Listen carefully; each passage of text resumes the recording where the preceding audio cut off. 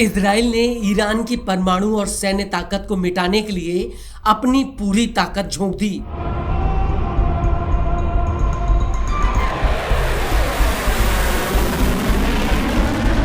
लेकिन उसके बावजूद वो अपने दम पर ईरान के परमाणु ठिकानों को तहस नहस नहीं कर पाया।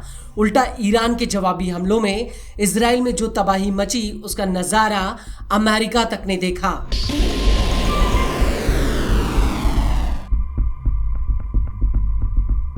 इजराइल के कई इलाकों में मलबे के ढेर में तब्दील हुई ये गगनचुंबी इमारतें तबाह हो चुके गाजा की एक झलक दिखलाती हैं।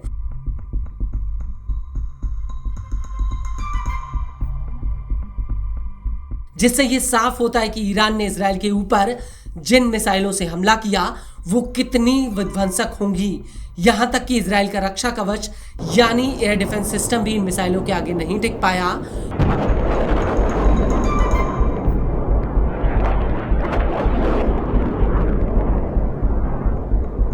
और यही वजह है कि अब ईरान ने साफ कर दिया है कि चाहे जो भी हो जाए वो किसी भी हालत में इजराइल और अमेरिका के आगे घुटने नहीं टेकेगा।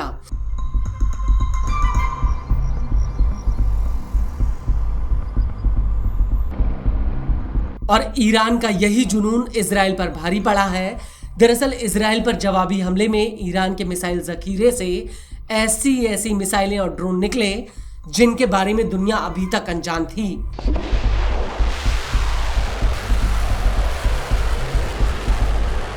इजराइल में ईरानी मिसाइलों से मची तबाही इस बात की गवाह है।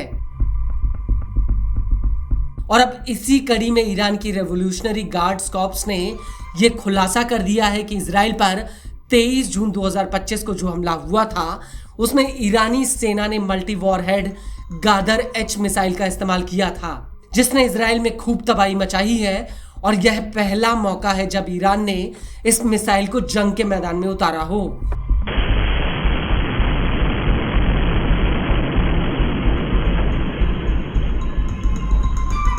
और अब ऐसे में यह सवाल उठता है कि इजराइल में कोहराम मचाने वाली ईरान की गादर मिसाइल कितनी ताकतवर है। तो आपको बता दें कि ईरानी मीडिया के मुताबिक गादर क्लास की मिसाइल को ईरान ने पहली बार साल 2005 में अपने सैन्य बेड़े में शामिल किया था।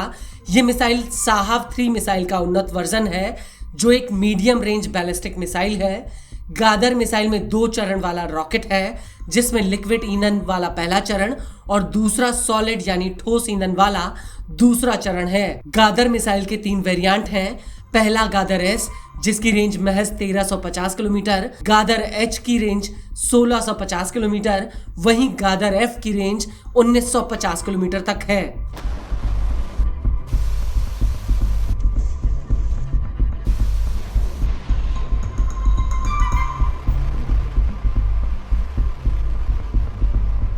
इस मिसाइल की लंबाई 15.86 से लेकर 16.58 मीटर के बीच में है।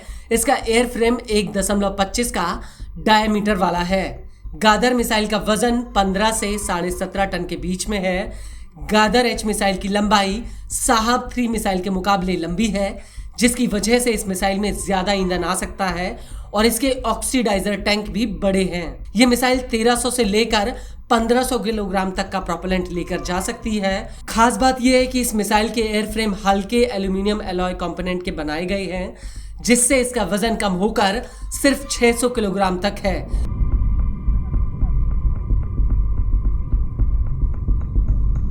जो दूसरी स्टील डिजाइन वाली मिसाइलों के मुकाबले बेहद ही कम है।